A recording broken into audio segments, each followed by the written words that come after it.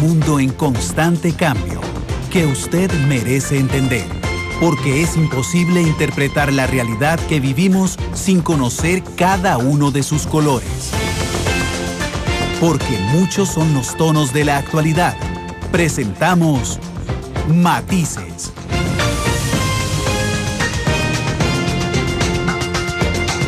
Una producción de Noticias Monumental.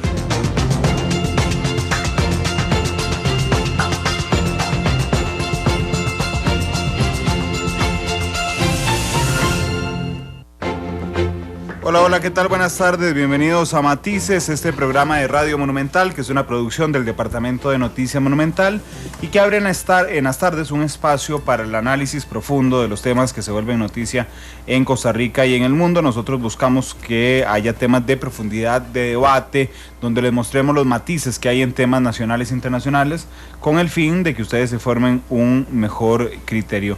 Isel Martínez está con nosotros, nuestra productora. ¿Qué tal? Muy buenos días, muy buenas tardes ya, Isel. Buenas tardes, Randall, muy buenas tardes a toda la gente que nos escucha.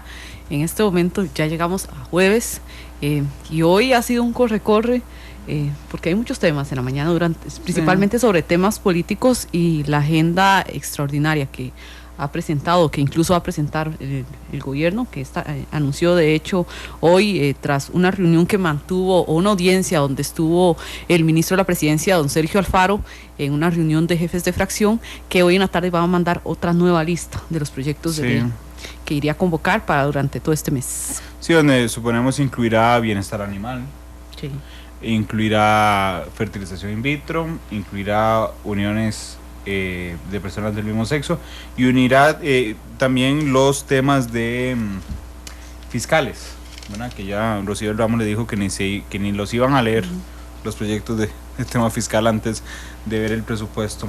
Justamente hoy también el presidente advierte a los diputados que el país no aguanta un año sin reforma fiscal, le dice el presidente a los diputados. Sin embargo, está ese choque dialéctico, ¿verdad?, entre el presidente diciéndole, señores, no aguantamos un año más sin plan fiscal, y los miembros de la Comisión de Asuntos Hacendarios diciendo, ok, pero esperemos su presupuesto.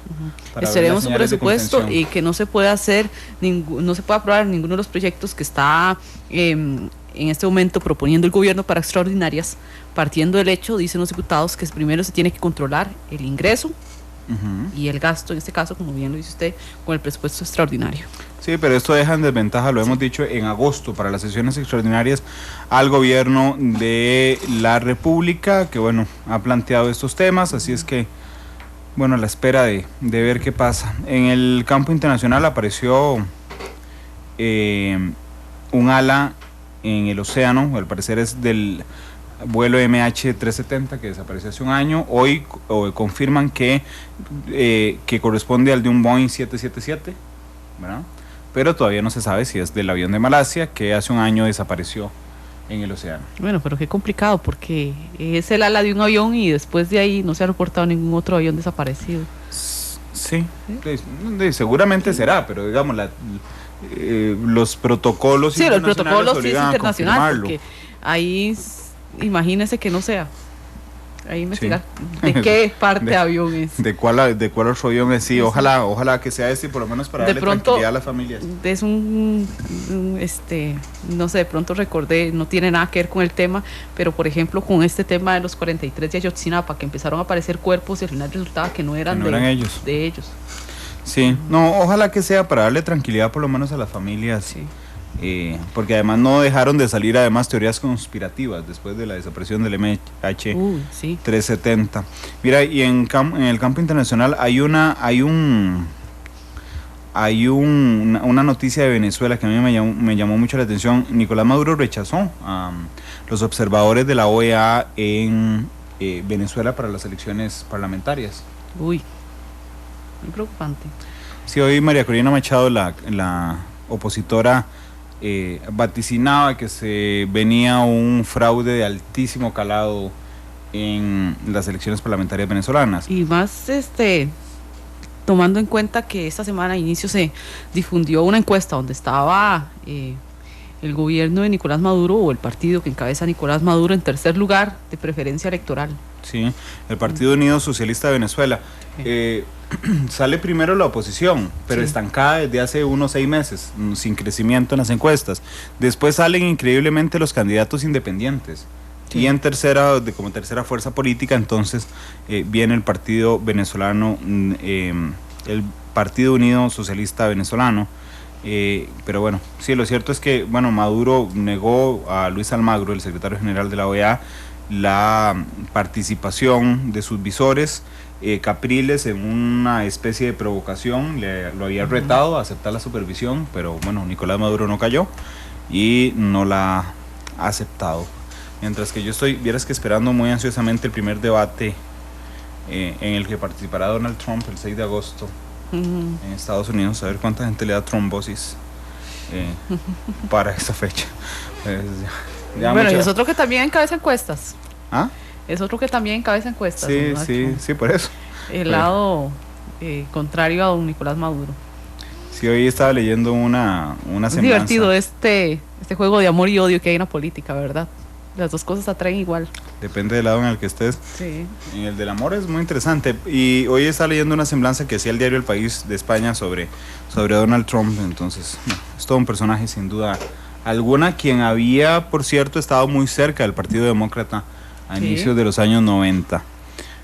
Pero bueno, vamos al tema de fondo hoy en Matices. Voy a presentarles a nuestros invitados. Hoy tocaremos un concepto que ha sido muy citado en las últimas semanas. Aquí en Matices, de hecho, Albino Vargas, que estuvo hace un par de semanas, la usó en varias ocasiones, y es la democracia de las calles. ¿Qué es? ¿Cómo se entiende? ¿Cuál es la dinámica, digamos, sobre las manifestaciones sociales que obligan no solo al gobierno costarricense, sino en el mundo entero, a veces a tomar una decisión sobre un rumbo, sobre otro, cuánto peso tiene efectivo? Si es solo, digamos, la tapita de una olla de presión que permite salir un poquito de presión, pero que no pasa nada en la realidad. ¿Qué es la democracia de las calles? Y para eso hemos invitado a 2 de nuestros analistas en una mesa hoy de altísimo nivel. Voy a presentar primero, que está a mi izquierda, a don Gustavo Araya, para las personas que nos ven esta noche en Canal 2. Gustavo es analista de Noticias Monumental, especialista en comunicación política. Gustavo, buenas tardes. Buenas tardes, un honor estar con ustedes y con toda su audiencia. Gracias, Gustavo. Y está con nosotros también don Jorge Vargas Cuyel. Él es director del programa Estado de la Nación, quien muchas veces nos ha ayudado, por supuesto, en análisis. Don Jorge, un honor tenerlo aquí. Buenas tardes. Buenas tardes.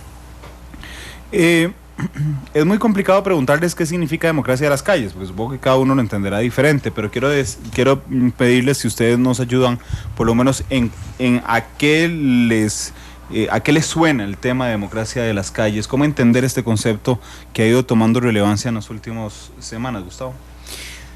Bueno, básicamente, Randall, esto depende, como bien lo señalas, de la óptica que uno, desde donde uno se encuentra. Cada quien lo ve con el cristal con que se mire, pero efectivamente ha tenido una connotación generalmente utilizada por los grupos opositores al gobierno, en este caso el gobierno de turno, porque también no solamente ha sido, digamos, caso cuando ha sido Liberación Nacional o cuando ha sido la Unidad Social Cristiana, sino cuando ha sido el gobierno de turno, para llevar su malestar, su preocupación. Ha habido desde protesta efectivamente como medio de presión para lograr fines específicos, y esto no data, digamos, necesariamente de la Costa Rica de los últimos 4 o 8 años. Ha habido manifestaciones de esta naturaleza durante mucho tiempo, pero va nuevamente desde esa fórmula que funciona para efectivamente hacer presión desde las manifestaciones populares para obligar a los gobiernos de alguna manera, paralizando, ¿no?, y teniendo afectación directa sobre alguna parte del país, en especial cuando se dan en la zona central nacional, hasta manifestaciones que van solamente como demostraciones de fuerza, como, digamos, fórmulas mediante las cuales busca disuadirse a los gobiernos o a diputados o a algunos tomadores de decisión o personas tomadoras de decisión de las políticas que estén enrumbando. La democracia en la calle finalmente resulta ser una forma no simbólica, en términos discursivos, mediante las cuales hay oposición a la institucionalidad y oposición al gobierno, de alguna manera por parte de grupos específicos, generalmente asociados a sindicatos o movimientos sociales. Don Jorge, ¿y usted cómo lo conceptualizaría? Como una consigna, como un recurso discursivo, para usar la palabra que usó Gustavo ahora, para darle algún sentido a un conjunto de movilizaciones que se han dado ahora y se han dado desde hace mucho tiempo, pero yo no le daría, no le veo ningún o mayor fondo teórico conceptual o una conexión con la teoría de la democracia. Es una consigna, uno puede decir es una buena consigna en la medida en que trata de decir, vea, lo que vamos a protestar no es solo por nuestros intereses particulares, sino por algo más general, y llamémosle eso democracia. Pero en el fondo mi impresión es que precisamente en la medida en que esa protesta es usualmente la suma de descontentos muy particulares, si usted tiene problemas para darle un sentido general, pues la democracia le da una buena cobertura. Igual podría llamarse por la solidaridad o por el desarrollo. O voluntad popular. O voluntad popular, en realidad. Pero yo no le veo, con toda franqueza, Sí. no he visto además mayor elaboración a lo largo de los años por encima de la consigna. Claro, me parece muy interesante porque me lleva a pensar que es un lema que suena bonito. ¿Verdad? Es una consigna que suena bonito, pero que no tiene un sustento en cuanto a decir, bueno, democracia de las calles, por ejemplo, es que una mayoría de personas tomen una decisión sobre un tema en particular, porque de hecho a nosotros nos ha pasado aquí en Noticia Monumental que cuando tenemos que cubrir alguna manifestación, se hace complicado titular. Se hace complicado titular porque uno dice, ¿cuál es la solicitud que están haciendo? Y es una hoja de 24 cosas y usted dice, ok, entonces ¿con cuál título? No sé, en la última, por ejemplo, contingencia eléctrica, SUTEL, salarios, Sí. ¿verdad? Entonces yo por lo menos tengo la visión de que esa dispersión de intenciones inclusive le resta eficacia, digamos, a una manifestación popular. A mí me preocupa en el sentido, digamos, desde el punto de vista de la democracia, el hecho de arrogarse, la representatividad popular por la vía, digamos, de estas manifestaciones en las calles, digamos, negándole o restándole, digamos, algún tipo de validez a los mecanismos efectivamente democráticos existentes para la negociación. Me refiero, o sea, la democracia también tiene sus propias vías, sus propios caminos, sus propias rutas para establecer este tipo de procesos, y llamarle democracia de las calles asume o se autoarroja precisamente que existe ausencia de democracia por otras vías que se estén llevando a cabo. Entonces se puede acusar de antidemocrático o digamos no democrático, para ser exacto, algunos procesos que desde el gobierno o desde la asamblea o desde grupos específicos se estén llevando a cabo en el ejercicio del poder. En sí, el fenómeno no me preocuparía. Me preocupa cuando en una sumatoria de hechos, en un continuo histórico, llamarse a sí mismos democracia de la calle, apelar siempre a que el recurso democrático es precisamente por la vía de la manifestación popular y no necesariamente por los caminos, digamos, de la institucionalidad, tampoco es que sea absolutamente, digamos, yo creo que la única vía sea la institucionalización de los procesos, pero me parece que va minando de alguna manera precisamente en ciertos sectores que no llegan a hacer la abstracción, creyendo o llegando a creer efectivamente que la democracia no se logra sino a través de estos movimientos y cualquiera de los otros, el voto, las iniciativas populares, los procesos de negociación, las mesas que se puedan establecer, etcétera, etcétera, etcétera, son procesos, digamos, no legítimos de alguna manera o deslegitimados para poder hacer las manifestaciones populares. ¿No, Jorge? Mire, mi punto es muy simple. Yo creo que la palabra o digamos la expresión democracia en las calles se introdujo hace bastantes años. Uno hubiera esperado que después de tantos años hubiera habido una elaboración política de qué es lo que significa eso.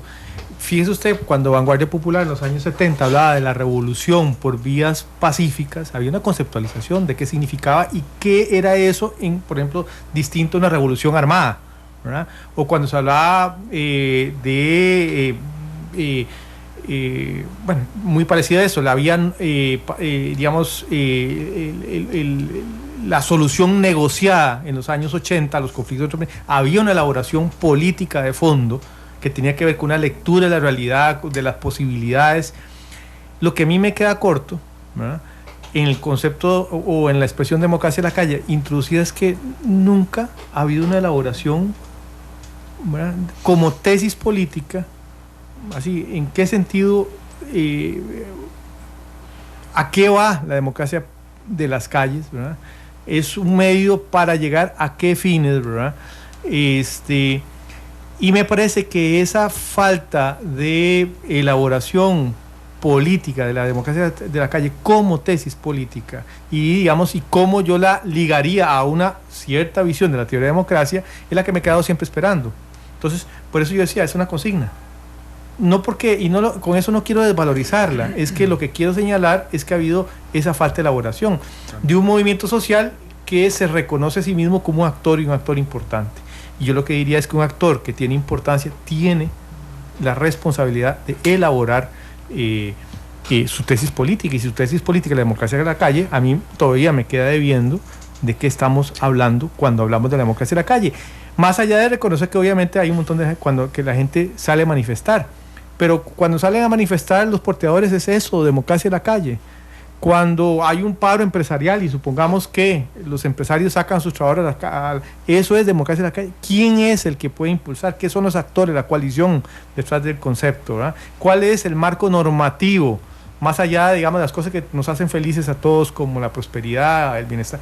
Exactamente qué es lo que voy a lograr. Ahí es donde yo siento todavía un gran vacío, y ahí pongo sinceramente el acento y la responsabilidad de las personas que elaboran la expresión en primer lugar. Ya ha pasado bastante tiempo, y yo diría que más allá del uso como una efectiva o más o menos efectiva consigna, yo estaría esperando ya una elaboración de qué estamos hablando cuando hablamos de democracia en la calle, más allá de echar a la gente a manifestar, que por sí es parte de la vida democrática. Nada más para tomar como punto de apoyo lo que está diciendo don Jorge. Lo suscribo. Vamos a ver, no había visto sinceramente, digamos, la falta de elaboración, pero me hace preguntarme por qué es que existe una falta de elaboración precisamente de ese concepto, más allá del concepto en sí mismo, de cualquier otro concepto que pueda significar la movilización popular, bajo la cual pueda existir todo un andamiaje, digamos, de carácter conceptual, efectivamente como propuesta. Y me lleva a pensar lo que señalabas ahora, Randall, o sea,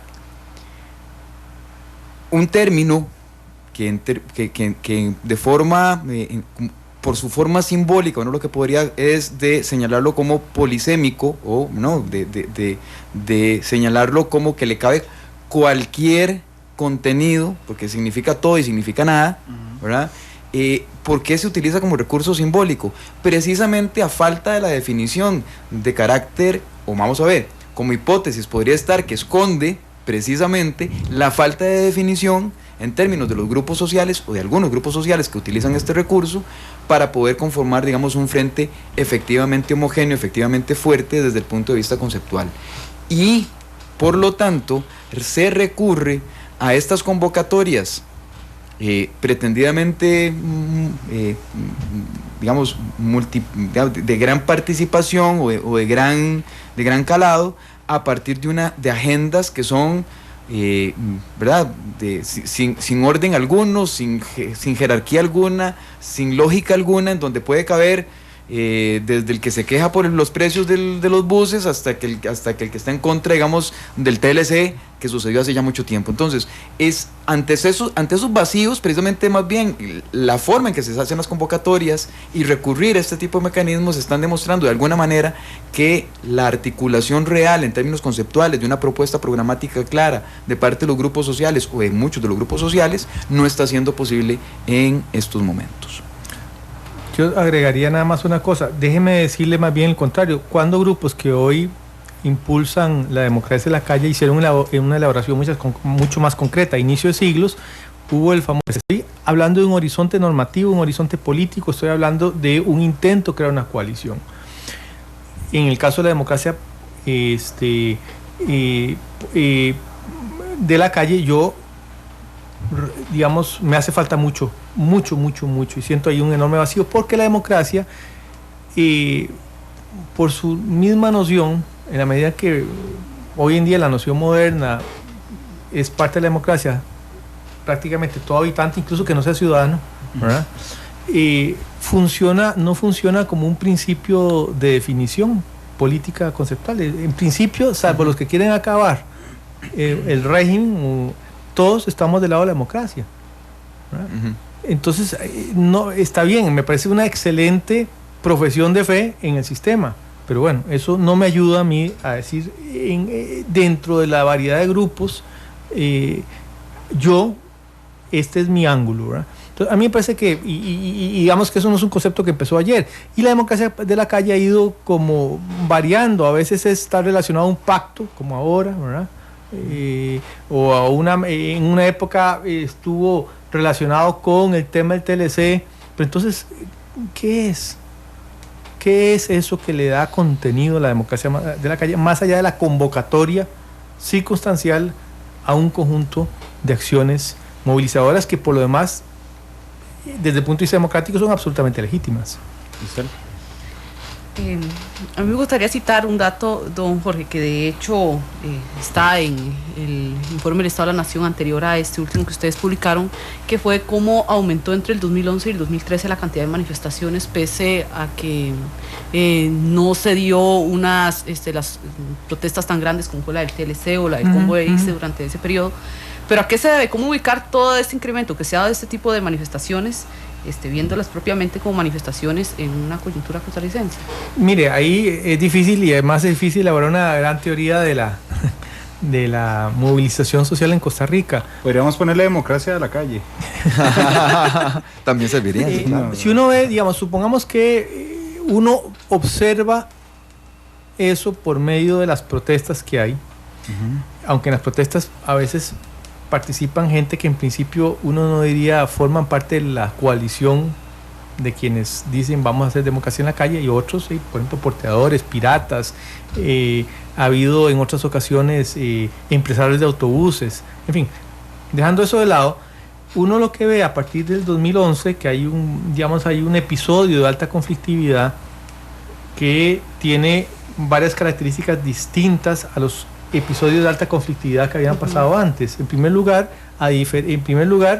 no es concentrado en el tiempo, es que antes era como un Alka-Seltzer, ¿verdad? ¡Pum! Venía y el combo del ICE, la huelga del magisterio. Ahora parece más bien no tanto un pico, sino una meseta alta, como un altiplano, ¿verdad? Número dos, mientras en los episodios anteriores había un claro liderazgo, por ejemplo, usualmente de sindicatos en la protesta, ¿verdad? Sindicatos, universidades, es la conexión principal, ¿verdad? Desde 2011 en adelante en realidad es una enorme fragmentación de esa protesta, sin liderazgos claros, ¿verdad? Lo cual, a mi juicio, indica que no solo el sistema político está fragmentado, sino el sistema, digamos, la sociedad civil que participa en toda la discusión pública nacional también lo está. Y finalmente yo diría que en toda esa protesta social, que yo decía que es como un altiplano más que un pico, que está fragmentada y está diversa, lo que sí es distinto es que el peso de la protesta callejera y en particular del bloqueo ya se ha descubierto como un recurso del método en mucho mayor proporción y peso de lo que ocurría antes. Ahora, ¿por qué eso es así? Yo no lo sé. El otro día, revisando encuestas de las pocas que hay en los años 70, y algo reporté en una columna de opinión que yo tengo, a mí me impresionó algunos datos de opinión pública. En los años 78, en una encuesta del área metropolitana de San José, la mayoría de la gente creía que el gobierno gobernaba para todos o para la clase media. La mayoría la mayoría de la gente creía que los partidos cumplían una función benéfica. La mayoría de la gente creía que se podía confiar siempre o casi siempre en lo que el gobierno decía. Entonces dice, bueno, lo cierto es que también ese mayor ejercicio de la protesta social se da en un ambiente de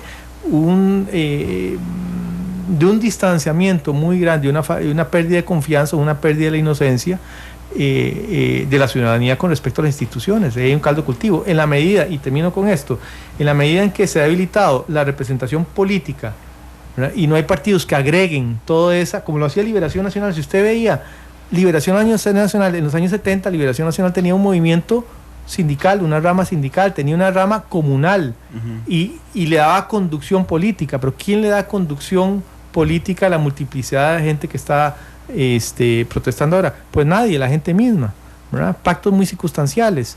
Entonces eso, ahí es donde uno ve una mayor conflictividad, una mayor necesidad de los grupos de directamente asumir su propia representación, de ir a buscar los partidos políticos, pues si no, los partidos políticos no llegan a él. Entonces, yo digo, no sé por qué, o sea, la teoría de por qué ahora la protesta social es como es, no la conocemos. Hay algunos elementos que yo he aportado ahí que pudieran ser parte de la explicación.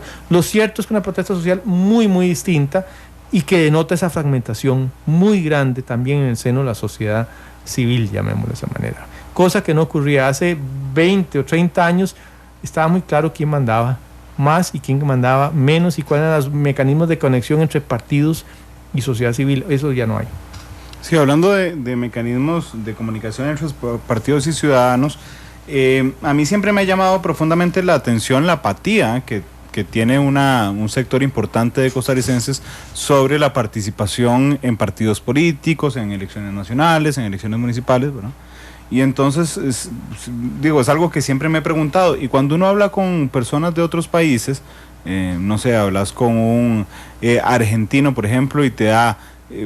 son muy pasionales a la hora de hablar por sus partidos políticos porque tienen los eventos de la dictadura frecuentes. Hablas con los colombianos y tienen la crisis política producto del narcotráfico presentes. Hablas con centroamericanos, ¿verdad? Pero nosotros hoy, estas generaciones, vemos tan lejos la guerra civil, por ejemplo, del 48, y la importancia del surgimiento de partidos de liberación nacional en ese instante, y la lucha de partidos, digamos, ya lo vemos como historia antigua. Entonces, hoy tal vez no le damos esa importancia, Gustavo. No sé qué te parece mi reflexión a la participación partidaria, digamos, y a la institucionalidad establecida en el país. Sí, ha habido, digamos, es como una tijera, tiene dos partes, al menos.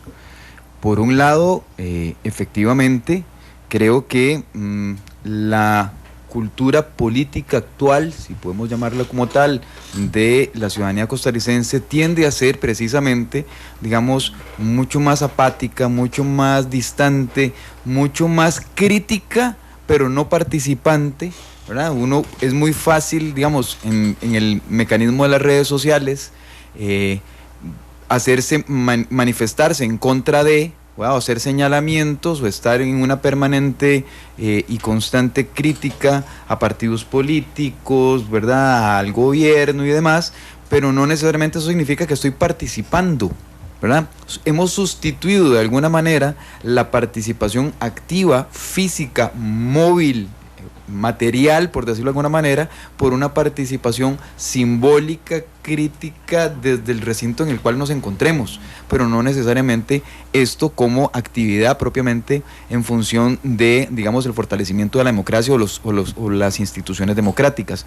Ahora bien, también es cierto que todo el aparataje institucional democrático en Costa Rica, desde los propios partidos políticos, han caído en una suerte de apatía también por la participación de la ciudadanía. O sea, cada vez más se le consideraba a la política no como esa forma de vincularse precisamente entre instituciones, ciudadanía, ¿verdad? Ya los partidos políticos no son esas fajas de transmisión de las demandas populares o de la canalización de sus necesidades, sino más bien que los partidos políticos de alguna manera se desenchufaron, como decía don Luis Antonio Sobrado en algún momento, respecto, digamos, de la ciudadanía. Los partidos políticos quedaron prácticamente, digamos, en una suerte de uso utilitario de la ciudadanía únicamente en términos electorales o primordialmente electorales. Entonces, por un lado, la ciudadanía que no participa y lo que hace es más bien recurrir a los elementos de carácter simbólico,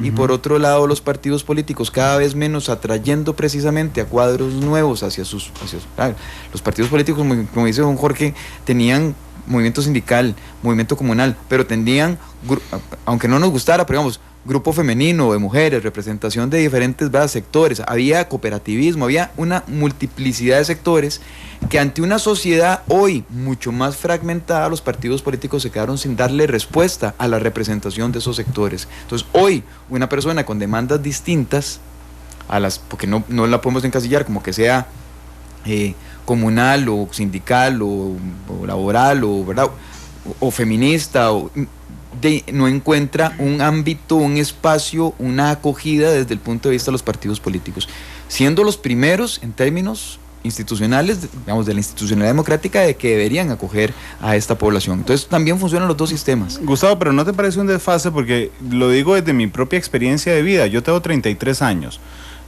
La Sala Constitucional de este país se creó cuando yo tenía 7 años, digamos, que es una gran consigna institucional. Carajillo. Sí. Sí, pero bueno, la vida pasó por mí. Tenía 6 años cuando pasó eso, ¿verdad? Tenía 6 años, 7 años cuando murió Pepe Figueres. Cuando yo nací ya había muerto Calderón Guardia. De acuerdo. A lo que me refiero es que vemos las grandes conquistas institucionales también ya establecidas desde que nacemos, entonces no le damos importancia a que tenemos una sala constitucional, una defensoría de los habitantes, una contraloría, sí. Lo vemos como muy normal. Claro, nos quedamos en la comodidad de que ya prácticamente, digamos, o se cree que el régimen incluso democrático, ¿verdad?, está dado. No hay que luchar por él, y no se puede luchar, y no hay que luchar por él día a día. Eso también es cierto, pero también es cierto que en los años 70, que señalaba don Jorge, para poder ser, ¿cómo era que se llamaba en aquel entonces? Yo también soy mucho mayor que Randall. No sé, don Jorge, pero aquello que se llama jefe político era, el que estaba en la guardia rural de antaño. El jefe político lo ponían si usted tenía carnet del partido. Yo sé que, digamos, vamos a ver, el clientelismo tenía incluso otra lógica, porque yo no podía encontrar trabajo en el Estado si no tenía. Entonces había gente que incluso llegaba al colmo de tener 3 o 4 carnets de partidos políticos, ¿verdad?, como militante, para poder lograr tener. Hoy la población no necesita de los partidos políticos tan directamente, para decirlo en términos reales, no necesita de la simpatía partidaria o de la militancia partidaria para tener trabajo. No necesita la militancia partidaria para acceder a los servicios de salud, no necesita la militancia partidaria para acceder a la educación. En los 70s y 60s todavía en Costa Rica se necesitaba de ese tipo de recursos. Me recuerdo perfectamente porque llegaban a los partidos, a los famosos clubes de los partidos políticos a pedirle al representante de la zona que hiciera constar de que ellos habían participado en las elecciones y que por lo tanto eran merecedores de algún tipo. Claro, era un clientelismo, ¿verdad?, muy extendido, pero institucionalizado inclusive, pero que ya hoy no existe. Entonces también era para lo bueno y para lo malo. Sí, claro. Pero hoy, digamos, podríamos hablar que también eso tiene sus ventajas, esa relativa separación, porque ya no existe ese clientelismo. Pero efectivamente tenemos una población que dice no necesitar o cree no necesitar de la institucionalidad precisamente para poder, digamos, desarrollar su estilo de vida. Y eso crea esa apatía, esa separación, ese, como dirían los norteamericanos, ese gap, esa distancia, ese umbral que precisamente, nuevamente, volviendo al tema, a la hora de demandar, a la hora de canalizar sus denuncias, a la hora de canalizar sus demandas, recurre a mecanismos como la, entre comillas, pretendida democracia de la calle para hacer valer sus requisitos. Y con el agravante, yo diría que, yo creo que con Jorge no lo va a decir, yo sí me voy a tomar el atrevimiento, durante el gobierno pasado pareció tener un efecto real. O sea, bastaba con manifestarse para que el gobierno echara atrás una política. Querían a la gente de las motocicletas aumentarle el impuesto, el marchamo o los seguros. Marcha y efectivamente se iba para atrás. Que querían tener marcha y iba para atrás. Frijoleros, motociclistas, porteadores, todo el mundo lograba sus objetivos relativamente más o veían, ¿no?, que tenían repercusiones, y entonces esto de alguna manera también desde el poder público se valida esa mal utilizada frase democracia de la calle como un mecanismo válido. O sea, se le da el poder a ese como un mecanismo válido, cosa que no debería suceder. En este caso, tomando en cuenta todo de la fragmentación que hay en este momento a nivel social y a nivel incluso sindical, ¿tienen más poder en este caso este tipo de manifestaciones o más bien se les resta con toda esta fragmentación, don Jorge? Bueno, yo no respondería eso en abstracto. Para mí el análisis de suma y resta es un tema de oportunidad y correlación de fuerzas, ¿verdad? Cuando uno polariza desde condiciones de debilidad, uno va a salir rascando, porque no acumula, al contrario, desacumula. Si uno, si yo le digo mañana, mire Randall, yo a usted va a ver, mañana es que le inundo todo el frente, usted no va a ni poder salir de acá, y no ocurre eso, bueno, usted pierde credibilidad.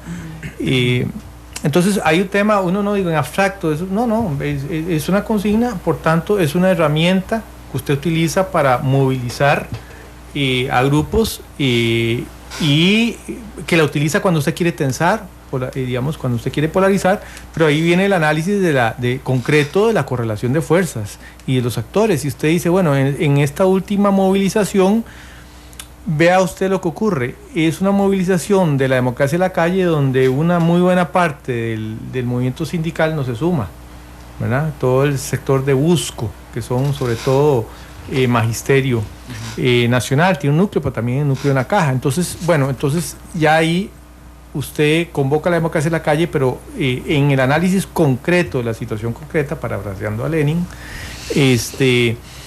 usted no logra esa articulación de actores. Por otra parte, usted dice, bueno, vamos a hacer una movida interesante, que es articularnos con partidos. El resultado es que usted divide al PAC y pone al Frente Amplio en una discusión política interna muy fregada, ¿verdad? Entonces, con esto quiero decir que uno no debe satanizar la idea general. O sea, la gente marcha, unos marcharán porque aman a las focas, otros marcharán por lo que sea. Es una consigna, ¿verdad? Ahora, si usted quiere darle más fondo y usted dice, bueno, pero entonces, ¿quién es el que utiliza esa consigna y para qué? Entonces usted entra a ese análisis de correlación y de actores, y yo digo, bueno, por lo menos en esta última movilización, fue tensar la cuerda desde una posición de debilidad que más bien fractura potenciales aliados, ¿verdad? Y no le logra sumar a usted al conjunto de movimiento sindical, o bien, como ocurrió en otros momentos, a otros sectores que han convergido, ambientalistas, etcétera. Entonces, yo le respondería de esa manera, no en general. O sea, a mí me parece que no hay nada malo en invocar la democracia de la calle. El problema que yo he argumentado desde el punto de vista político, es la falta de elaboración del concurso, de la idea, una idea que viene dando hace tiempo vueltas, y que, aceptando la legitimidad de utilizar la democracia de la calle, me guste o no, me guste a mí la consigna, el tema es que cuando lo bajo a las condiciones concretas, ha producido este resultado. Y el resultado es de dejar claro una línea de falla muy profunda dentro del sector social, ¿verdad? Y específicamente dentro del sector sindical, y al mismo tiempo fracturar a dos partidos con los cuales, porque los ha obligado a una definición que era en todo caso prematura, ¿verdad? Entonces, ahí, mi análisis ahí es puramente político, por decirlo así, de la oportunidad y la conveniencia de haber utilizado un concepto tan englobador cuando usted no tenía muy armado el tinglado. Y vea usted que entonces, ¿qué es lo que se produce? Usted está permanentemente a la defensiva. Ahora, eso no justifica para nada, me parece a mí, y con esto no estoy dándole un pase a los sectores que, por ejemplo, han amenazado a muerte a Albino Vargas, ¿verdad? A mí me parece absolutamente fuera de toda la raya, ¿verdad? O la demonización de Albino Vargas, pues no. Hay otra gente que no necesita ir a la calle para tener influencia, una llamada telefónica, punto, y nunca los ve uno, ¿verdad? Sí. Así que yo diría, no demonicemos en general, vamos a lo concreto, y en lo concreto, ¿verdad?, es donde usted ve que cuando analiza correlación de fuerzas y actores, la decisión de utilizar la consigna de la democracia en la calle como mecanismo para polarizar y lograr definiciones de gobierno y en todo caso contraponer, llamémoslo así, a una ofensiva de la derecha, bueno, eso objetivo por el momento hasta ahora no se ha cumplido. Me ubiqué en algún momento como viendo un guión de House of Cards mientras me hablaba don Jorge Vargas. Son las 2:46. Vamos a ir a una pausa comercial. Hay comentarios muy interesantes en redes sociales. Hoy ha movido realmente el tema. Adolfo dice, si se consignaran en las papeletas un espacio para decir no voto por ninguno, tal vez la participación sería mayor. El colega Fernando Francia dice, impresionante, cuando se habla tan desde afuera que se desconoce o que se analiza, o se habla tan desde adentro que se procura guardar las apariencias, dice Fernando Francia. El POAD dice, no se hace algo más profundo porque los grupos que usan ese término tratan de usar altos niveles de medidas de presión. Miguel Jiménez dice, nuestro sistema de referendo es simbólico y complicado. Un sistema que organiza un referendo en 30 días y menos firmas ayuda bastante. Andruvich dice, se ha convertido en sinónimo de terrorismo la democracia de las calles para lograr fines de ambición personal y desproporcionado con respecto al resto. Franco Zambucci dice, democracia de las calles, aquí lo que hay es anarquía programada, disfraces de rebelión sin sentido direccional. Otro tuitero dice, un sistema de referendo popular constante y fácil de ejecutar al estilo europeo es la respuesta a la correcta para este flagelo. Dice Gali Matías, lo más cercano a la democracia de las calles en Costa Rica es ir a celebrar los triunfos de la CL a la fuente de la hispanidad. Todo lo demás es gremial, dice Gali Matías. Y Tatiana hablando ahí en el mismo sentido, dice, lo más representativo aquí de democracia de la calle es Heredia por media calle. 2:47, vamos a la pausa, regresamos con más de Matices.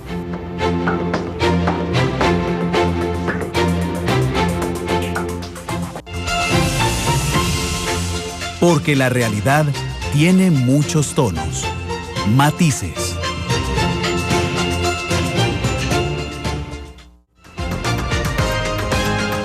La actualidad, sus tonos, sus contrastes. Esto es Matices.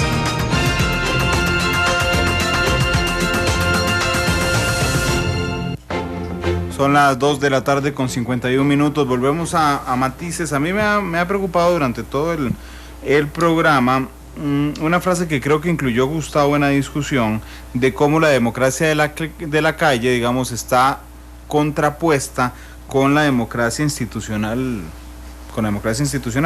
Inclusive me llegaría a pensar que intenta legitimar la democracia institucional.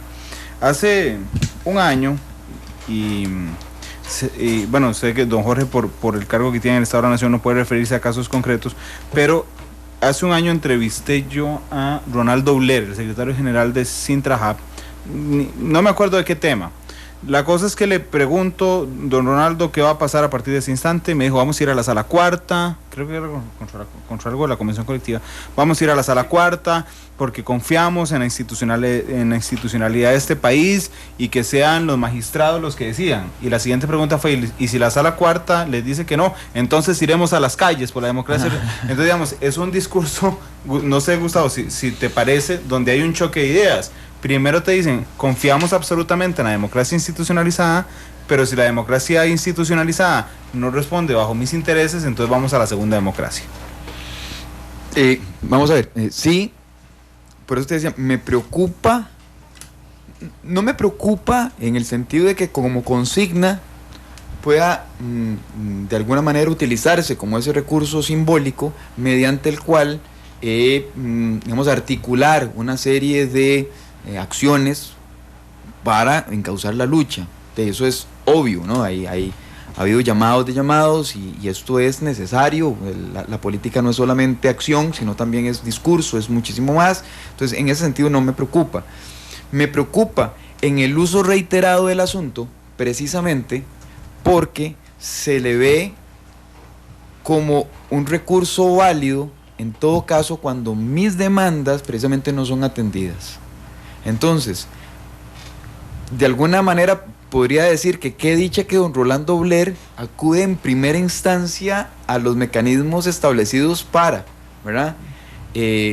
A falta de que estos mecanismos funcionen, no para que mis demandas sean tomadas, para que se pongan en práctica, no, para que mis demandas puedan ser canalizadas y consideradas, que eso es distinto.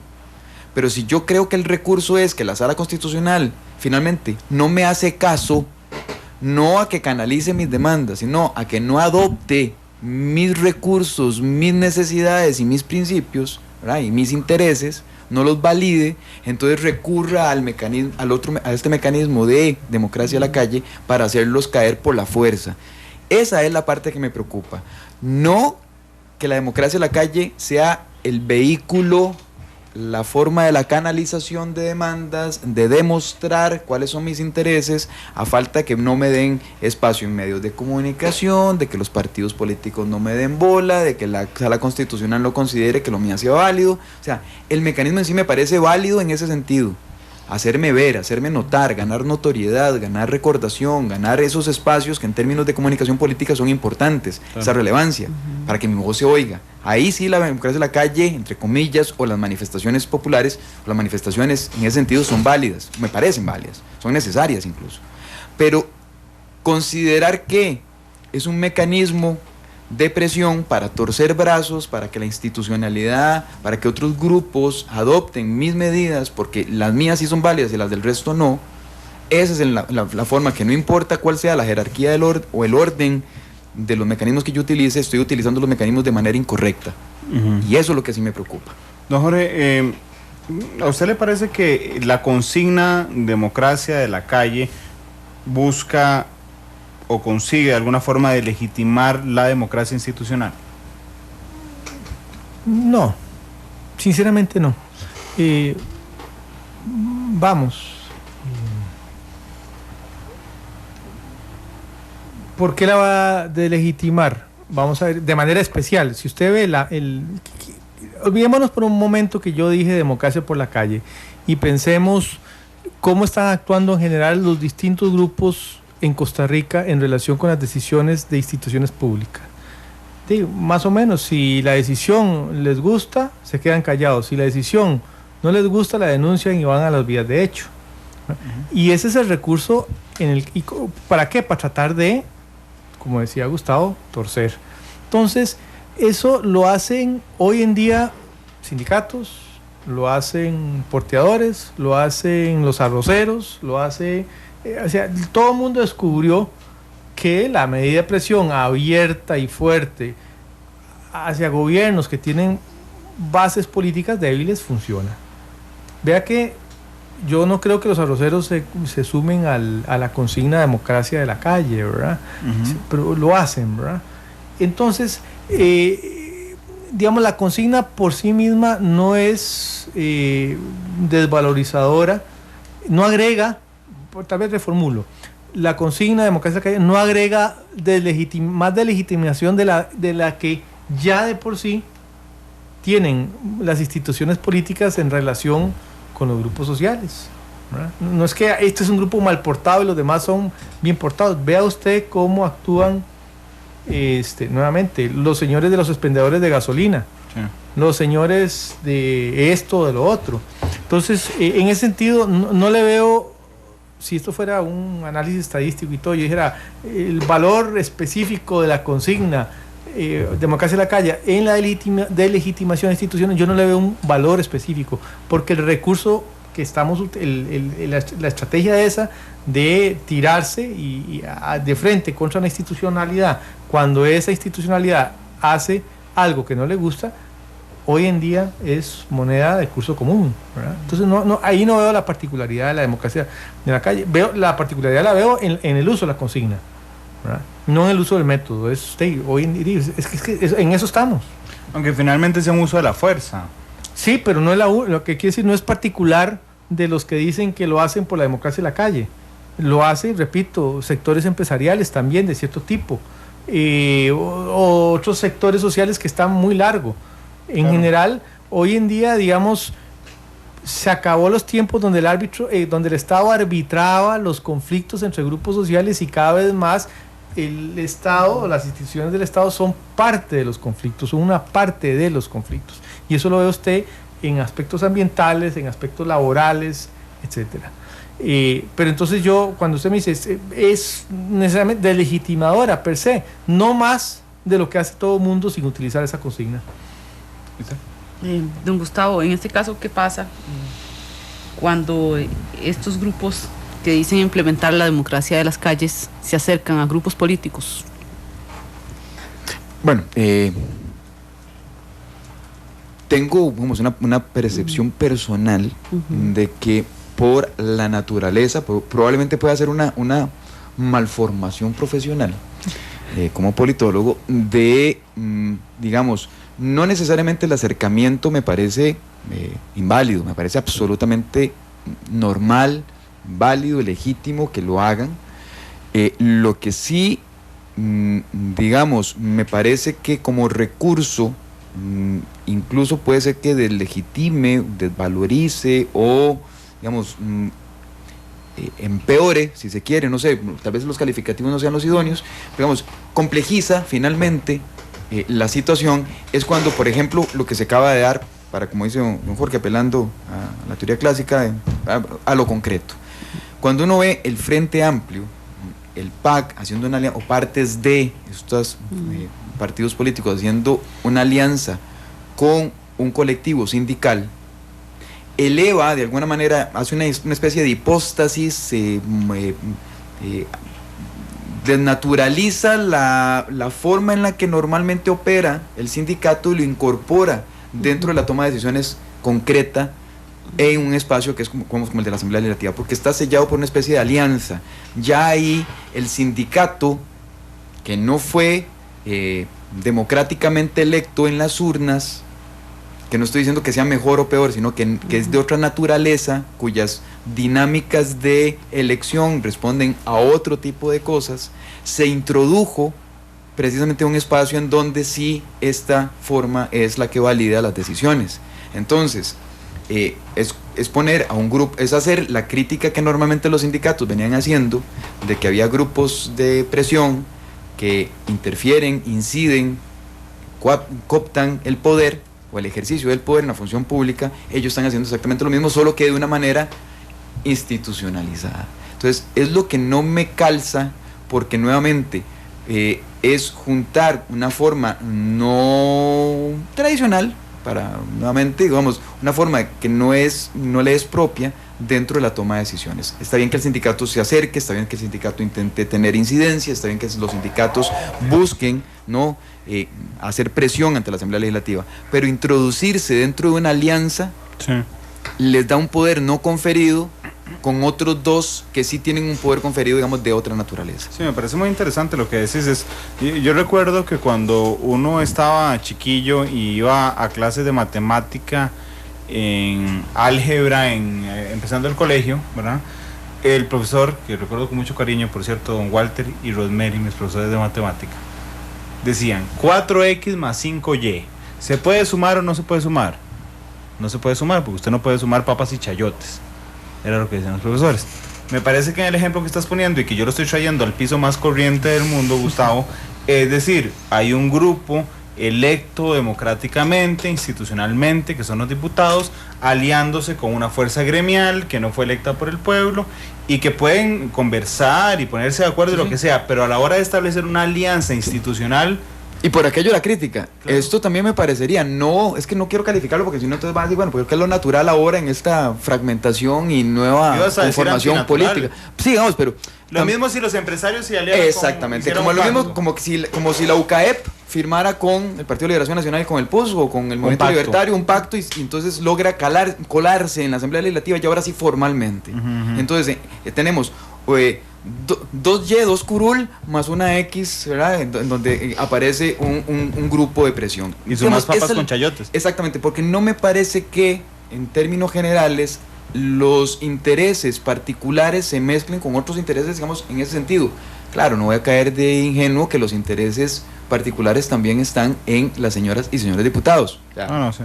Pero, digamos, son validaciones diferentes, pertenecen a conjuntos distintos, por lo menos, y no buscaría que se mezclen. Yo veo a don Jorge hace rato haciendo cálculos que seguramente serán interesantes, don Jorge. No, es que estaba viendo, aquí hay un tema de... uno podría pensar que al menos hay grupos sindicales que tratan de elaborar una tesis. Mi posición es que no la elaboran finalmente, pero digamos intentan plantear a veces una visión, a veces una manera de poder dar un cobijo a la protesta, y lo que me sorprende es que los partidos no lo hagan, ¿verdad? O sea, esto en realidad debiera estar diciéndolo algún partido, no digamos movimientos sociales, y la única manera, creo yo, que eso es así es porque los partidos se han retirado de la escena. O sea, están en el Congreso, pues no pueden llegar a nadie más que de los partidos, pero más allá de la reserva de ley, ¿verdad? De aquellas partes del aparato público que los partidos están porque no puede haber otros, en realidad los partidos están ausentes de la vida social.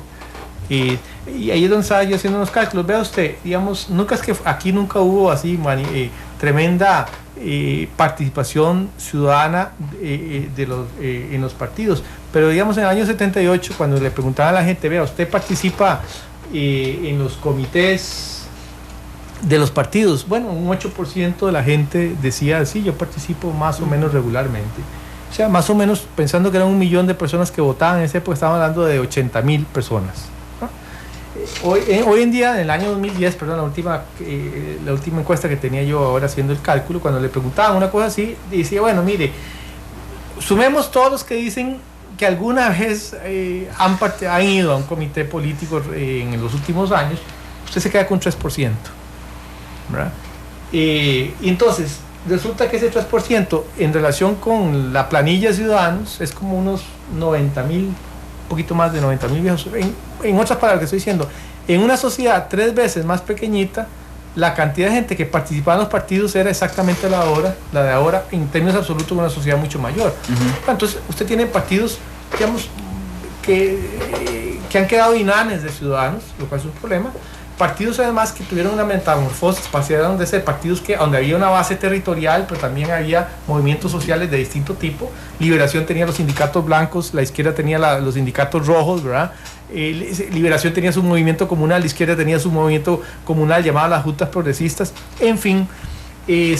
Pero en la medida que ahora los partidos se convirtieron más en empresas territoriales para lograr cuotas de representación en las instancias del Estado donde la ley les da la reserva, abandonaron totalmente el terreno de la elaboración política, ¿verdad? La mayoría, ahora voy a poner excepción. Entonces, ¿qué pasa?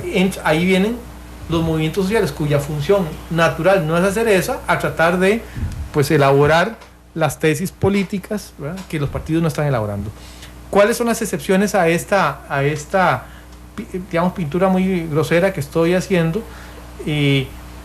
Uno, los partidos evangélicos que sí tienen una cohesión y una vida propia porque son partidos ligados a iglesias, y la otra, el Frente Amplio, ¿verdad?, que está tratando de constituirse como un partido no simplemente electoral, sino como con raigambre propia. Pero entonces ahí entramos nuevamente en el análisis concreto que dentro del Frente Amplio, como la sociedad civil o los movimientos sindicales está profundamente dividido, también su expresión dentro del Frente Amplio lo está, ¿verdad? Entonces tampoco hay una conexión muy natural.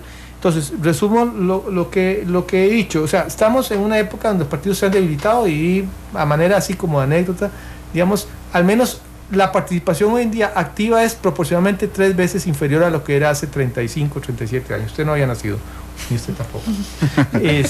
Pero más o menos así. Segundo, ha habido una metamorfosis de eso que llamamos partidos, ¿verdad? O sea, la parte de la vida interna, de su conexión con movimientos sociales se debilitó y se convirtieron en empresas territoriales, generaron un enorme vacío de representación, y entran estos sectores sociales a elaborar sus propias tesis, bien o mal, pero me parece que quedan obligados porque los partidos no lo hacen.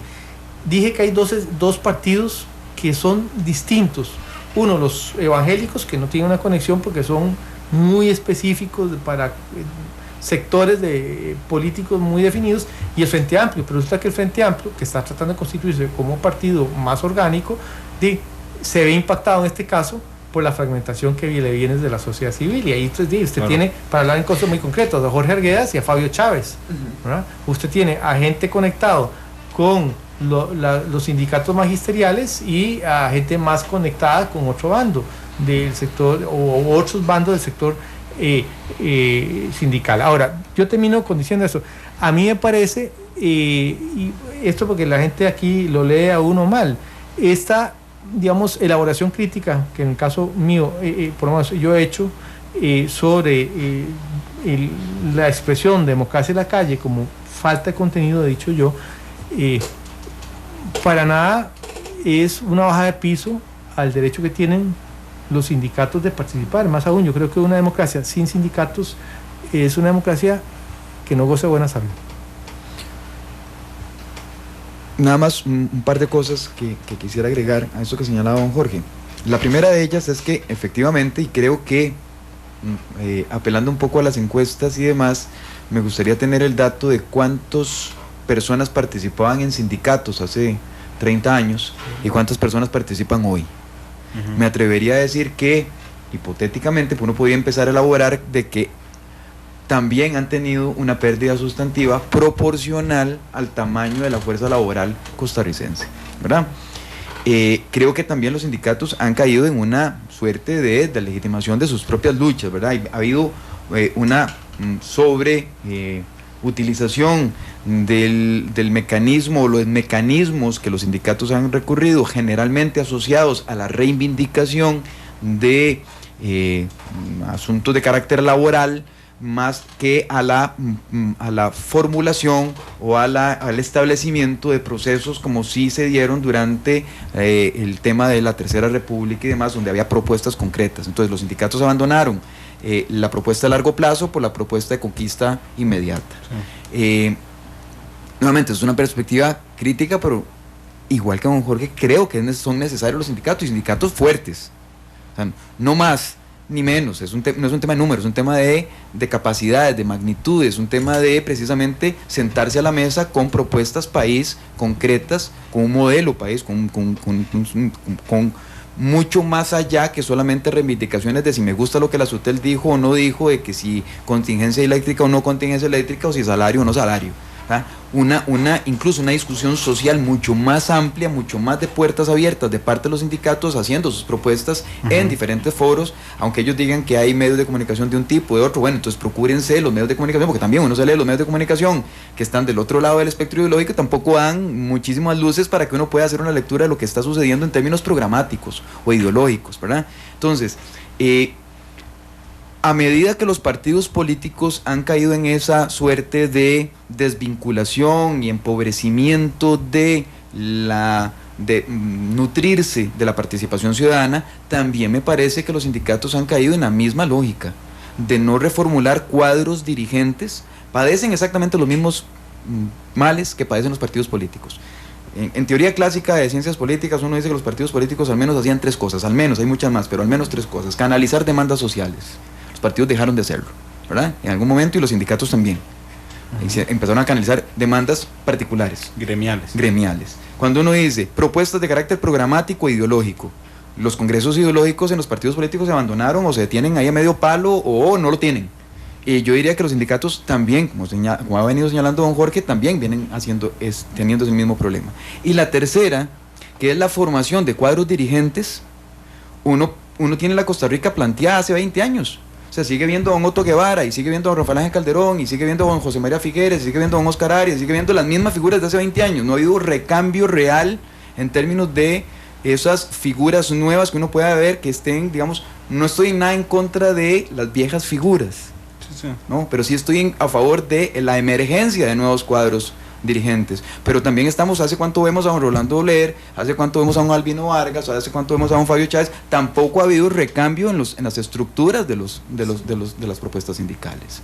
Entonces, es como verse al espejo, ¿verdad? Los sindicatos critican a los partidos, lo que los partidos pueden criticar también a los sindicatos. Es realmente, digamos, las mismas figuras. Y entonces, ante la debilidad institucional democrática por la vía de partidos políticos o de sindicatos, han sido los segundos los que se han visto nutrirse a través de la participación de la democracia en la calle, mientras los otros acuden no a la participación de la democracia, sino a la democracia tradicional, digamos, institucionalizada. Parece que es un poco parafraseando a don Jorge, un brochazo grueso, muy grosero probablemente, de lo que pueda estar sucediendo. Vamos a ir a una pausa. Recordé una frase, ahora que don Jorge dijo algo, recordé una frase que ustedes usan, los comunicadores políticos, que en política no queda ningún espacio vacío. Si no lo llena un partido político, pues alguien más lo llenará, pero nunca queda un espacio vacío. 3:13, vamos a la pausa y regresamos.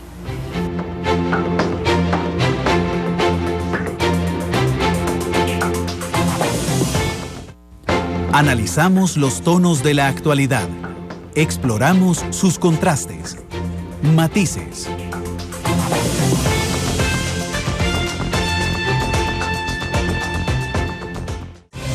Analizamos los tonos de la actualidad.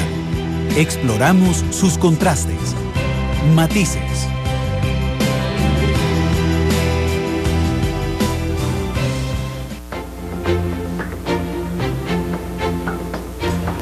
Tres de la tarde con 16 minutos. Muchas gracias por mantenerse en sintonía de Matices. Ya iniciamos la recta final de este programa, que ha sido de un análisis demasiado extenso sobre el concepto de llamado democracia a las calles.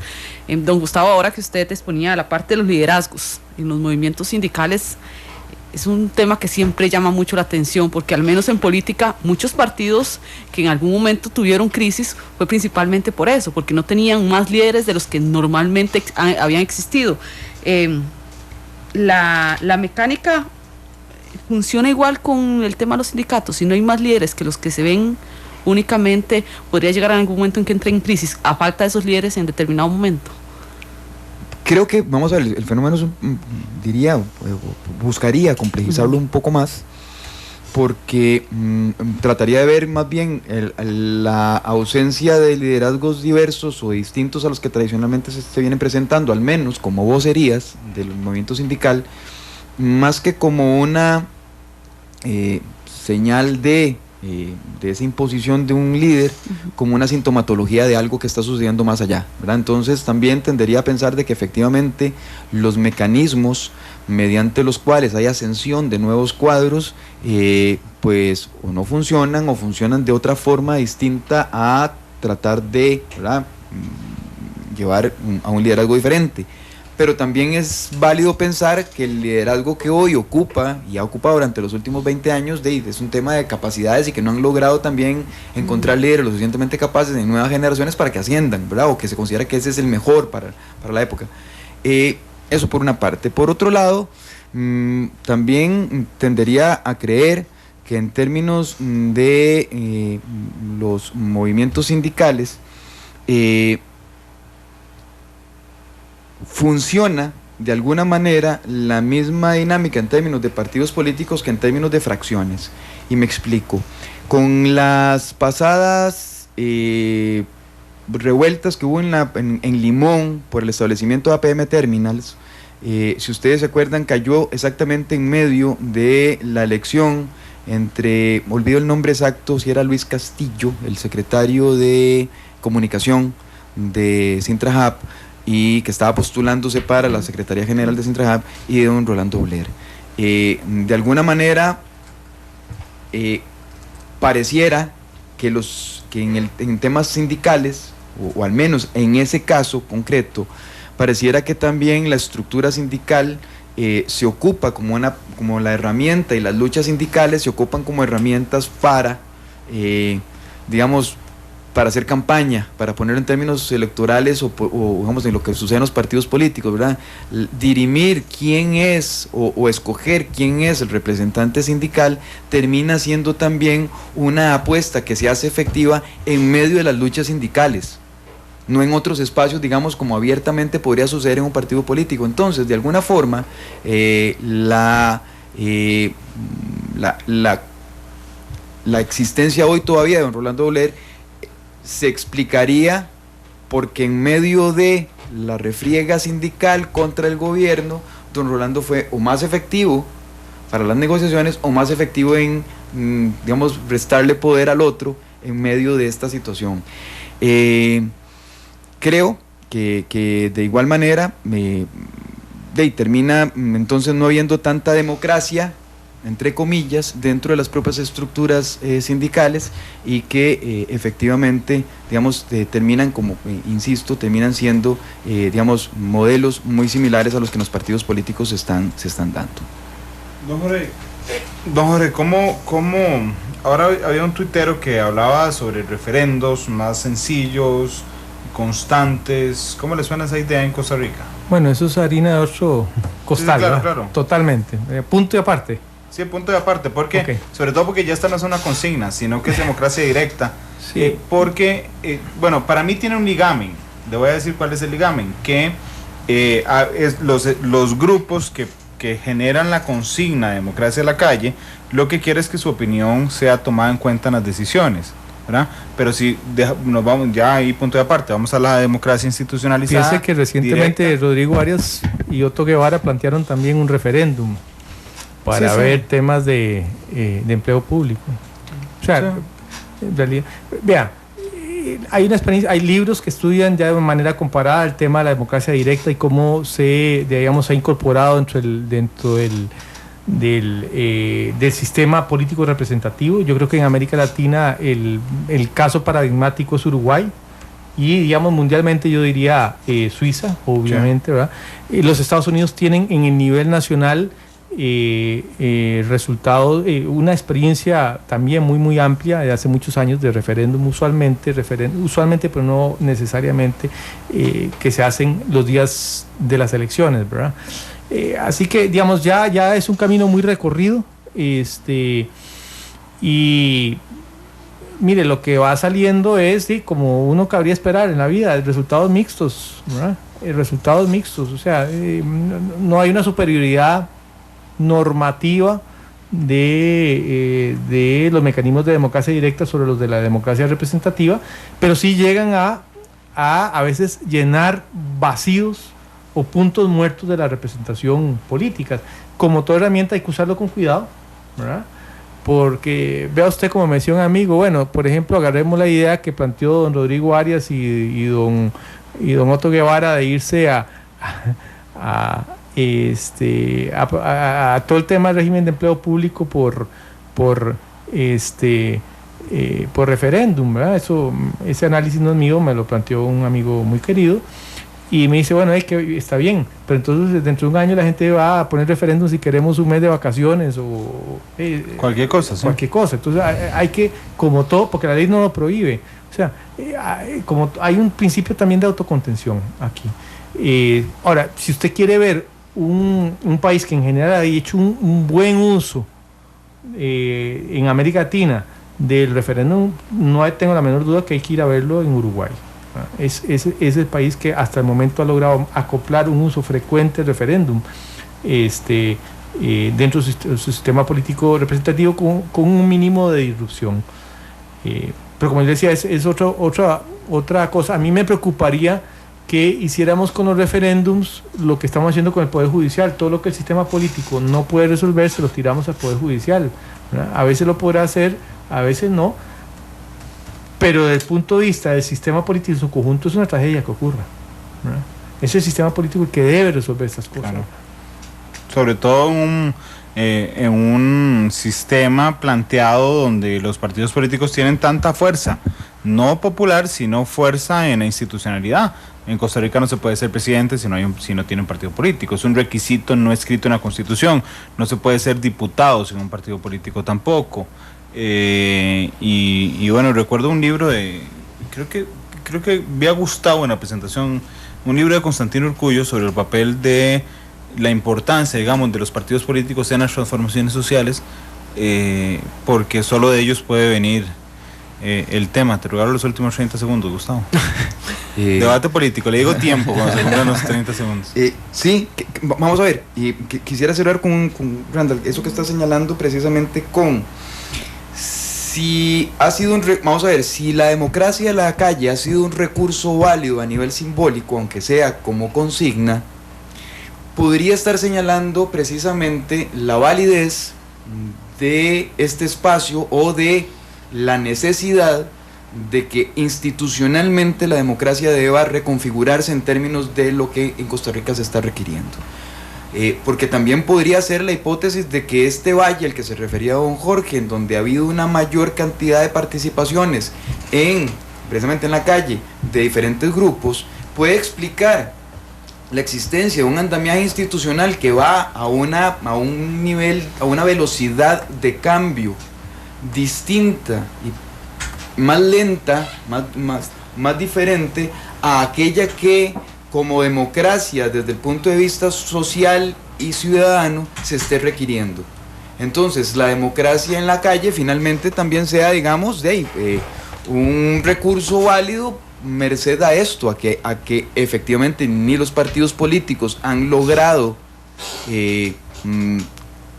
conducir, canalizar estas demandas sociales, ni lo han logrado algunas otras formas del aparataje institucional costarricense en términos democráticos. Entonces, vamos a ver, tampoco voy a invalidar que el tema de la democracia de la calle sea simplemente un recurso simbólico. Claro. Vamos a ver, uno le podría dar un cheque en términos de, bueno, podría estar señalando una forma en la cual nos diga que efectivamente la democracia no está haciendo todo lo amplia posible, dinámica y demás que se esté requiriendo en estos tiempos.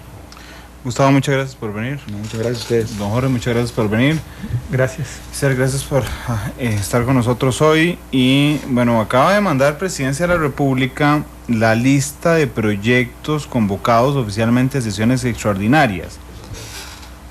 Por segunda vez, efectivamente. Lo que nos llama la atención, y digo nos llama porque estamos pendientes de esto, es que no viene ni IVA, ni renta, ni FIF, ni bienestar animal. Voy a decirle con toda transparencia a nuestro público que estamos preparando el última hora para ustedes, y sin embargo, como requisito a la exactitud periodística, le estamos consultando a Presidencia si cometieron un error en la transcripción de los... Acaban de contestar. No me diga. Sí. Sí, era un error, efectivamente. Sí, efectivamente. Sí, porque en la lista que nos enviaron... Con gusto, señores. sí se mantenía sociedades de convivencia, la de la eutanasia, pero esas sí estaban... Bueno, desde fiscal la única semejante era la del fraude fiscal. Bueno, un ejemplo, como la institucionalidad también de vez en cuando requiere de otros mecanismos para hacerse, digamos, correcciones a sí misma, ¿no? Sí, les cuento en 30 segundos. Presidencia manda la lista, faltan en la lista efectivamente todos los proyectos que dijeron que iban a convocar, que son IVA, renta, FIF, bienestar animal, Isel y Febe Cruz, que son nuestras compañeras hoy pendientes del tema. Febe le dice inmediatamente a Presidencia, no vienen estos.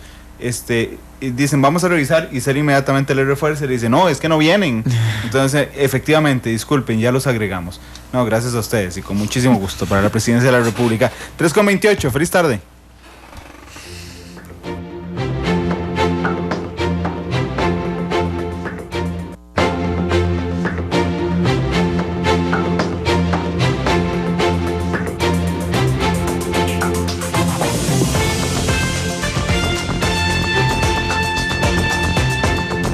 Vivimos en un mundo en constante cambio, que usted merece entender, porque es imposible interpretar la realidad que vivimos sin conocer cada uno de sus colores. Porque muchos son los tonos de la actualidad.